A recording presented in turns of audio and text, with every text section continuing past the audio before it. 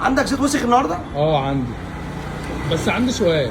اسال. انت ليه كل يوم بتيجي تاخد مني مثلا ده زيت وسخ وانت مش بتاع عربيات؟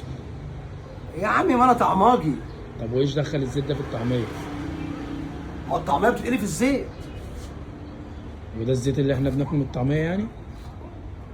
لا الطعميه بتتقلي في الزيت اللي انا باخده منك. انت بتعمل بالزيت وسخ؟ طبعا. ايه ده ازاي؟ عشان رخيص يا حبيبي وبيع كتير. خلي بالك اكتر زيت بشتغل بيه وببيع كتير قوي.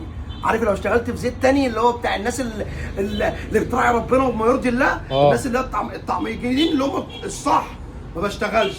الناس من كتر ما اكلت الطعميه بالزيت بتاعي، لما اجي اعمل لهم بزيت نضيف بيفتكروني بغش في الزيت. فهمت حاجه؟ طب وده مش بيتعب ولا اي حاجه؟ لا لا لا لا ما بيتعبش يا حبيبي. وخلي بالك الحاجات اللي بتجيلك هنا دي بتيجي بنسبه بسيطه مش زي التانيين، فاهم؟ ولو تعبت يعني على اول الشارع في مستشفى عشان الدنيا تشتغل والعجله تمشي.